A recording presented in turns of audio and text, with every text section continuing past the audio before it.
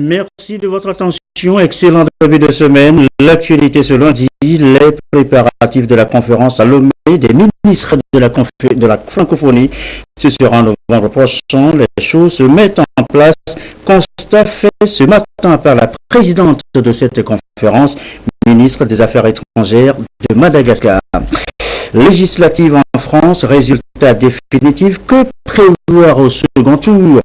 Le moins qu'on puisse dire, c'est la recomposition à l'Assemblée nationale et c'est surtout le Front national et la France insoumise qui chutent. La réaction à suivre dans cette édition.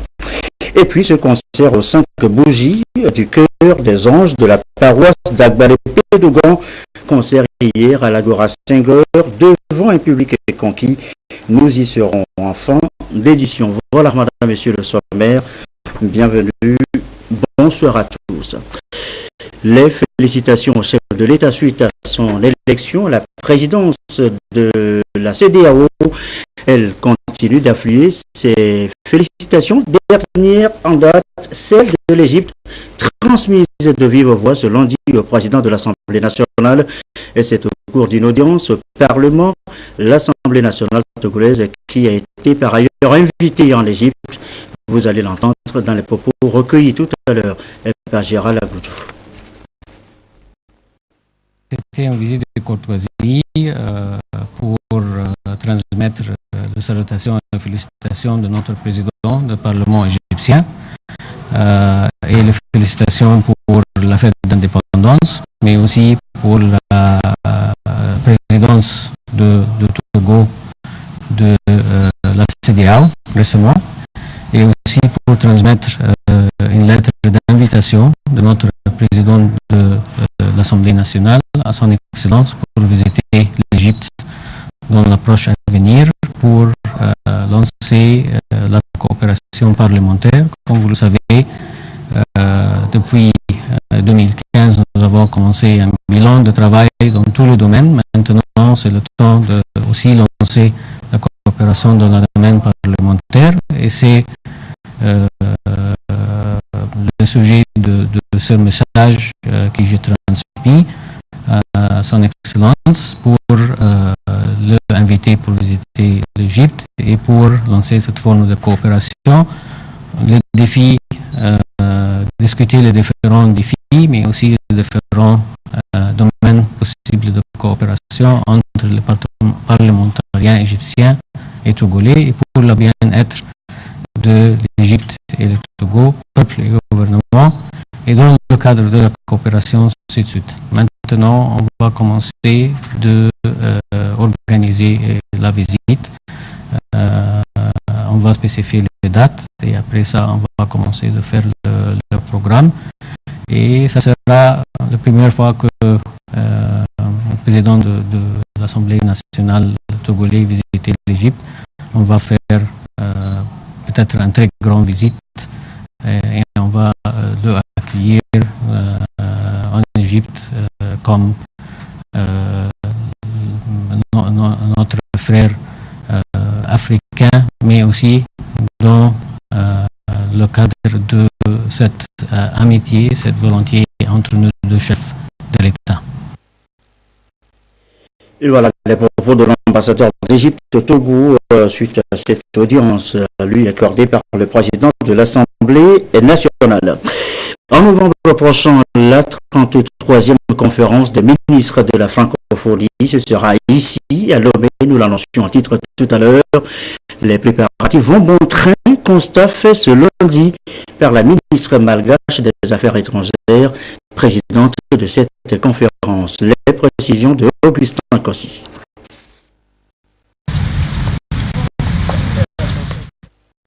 La 33e conférence des ministres de la francophonie aura bel et bien lieu au Togo en novembre prochain. La ministre des Affaires étrangères malgache Béatrice Attala, présidente de la conférence ministérielle, est en visite au Togo pour se faire une idée de l'état d'avancement des préparatifs. Avec son collègue togolais Robert Doucet, les deux chefs de la diplomatie planchent ici sur les questions relatives à l'organisation de cette rencontre de haut niveau. On est là pour deux choses. Tout d'abord, pour une rencontre en tant que président de la conférence des ministres francophones.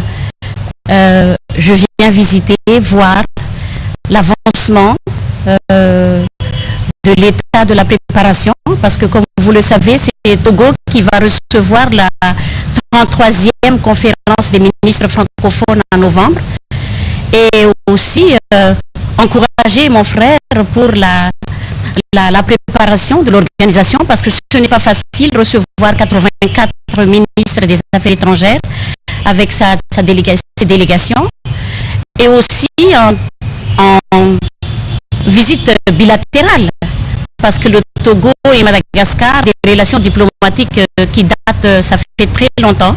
Ce sont également ces sujets de renforcement des relations bilatérales entre le Togo et Madagascar qui seront abordés au cours de cette discussion. Et comme l'exige la tradition en matière d'organisation de la conférence ministérielle, les prérequis matériels et techniques ont été transmis au Togo. Le document renferme les lignes directrices et les orientations devant aider le Togo à mieux organiser les assises de Lomé. Et la lutte contre le blanchiment d'argent a une nouvelle piste qui concentre les attentions. Les organisations à but non lucratif, elles sont souvent utilisées, vous le savez, par les réseaux terroristes. Une rencontre a lieu depuis ce matin à Lomé pour mettre en place les mécanismes de lutte efficaces. Viviane Souvi, Carmen Madia Capot.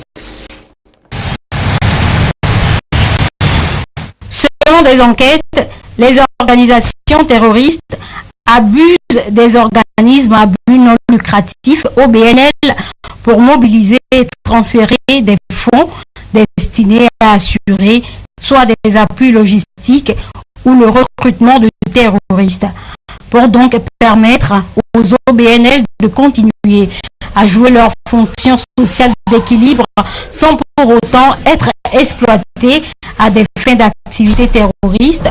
Le GIABA, groupe international d'action contre le blanchiment d'argent en Afrique de l'Ouest, sensibilise ici les responsables et leaders des ONG et sociétés civiles de l'espace CEDEAO en vue de mettre en place une alliance régionale de lutte contre le terrorisme et son financement. Il s'agit d'échanger avec les participants des expériences vécues, des cas vécus, afin de les sensibiliser sur les mécaniques et les méthodes qu'utilisent les blanchisseurs ou les transporteurs de fonds.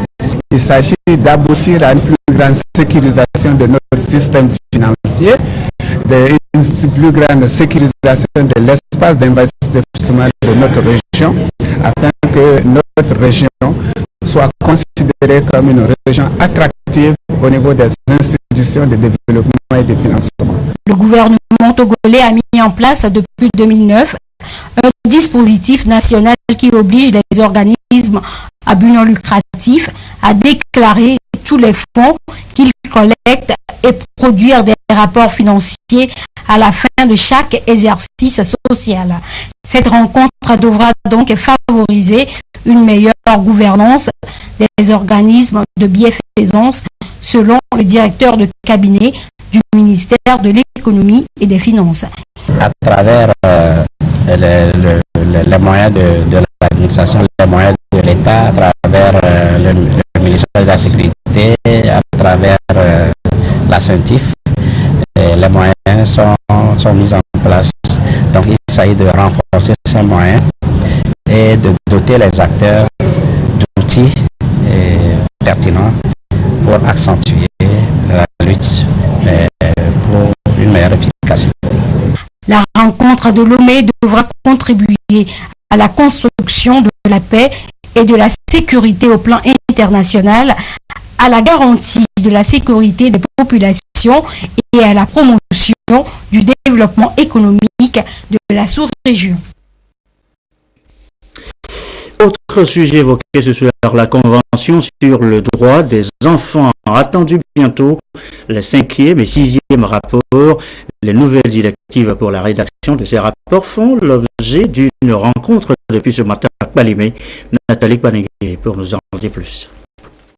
La défense des Le Togo se prépare pour élaborer ses 5e et 6e rapports sur la Convention relative aux droits de l'enfant et ses protocoles. Sur l'initiative du Forum de défense des droits de l'enfant au Togo, FODET, les membres du comité interministériel s'approprient les nouvelles directives d'élaboration des rapports adoptées en 2015 par les Nations Unies, de même que la Charte africaine des droits et du bien-être de l'enfant. Il y a beaucoup de membres de cette commission-là aujourd'hui qui sont de nouvelles personnes et donc qui n'ont pas une grande connaissance justement de la manière de faire les rapports. On a pensé qu'il était opportun de pouvoir renforcer leurs capacités et pour que, au sortir justement de cet atelier de Palimé, cette commission-là puisse se mettre au travail pour que les rapports soient soumis dans les délais. La question des droits de l'enfant préoccupe tant la partie civile que la partie gouvernementale. C'est pourquoi le FODET a bien voulu associer le secrétariat d'État en charge des droits de l'homme au Togo. Notre pays a-t-il présenté les 3e et 4e rapports périodiques sur la mise en œuvre de la Convention relative aux droits de l'enfant devant le Comité des droits de l'enfant en janvier 2012 et se prépare pour soumettre les 5e et 6e rapports périodiques en un seul document avant le 1er septembre 2017. Cette rencontre fait partie du projet dénommé Suivi des droits de l'enfant et redevabilité de l'État, mise en œuvre depuis 2015 par FODET et financé par l'Agence suédoise de développement international à travers l'ONG Plan Togo. Mieux planifier ses activités, travailler et bien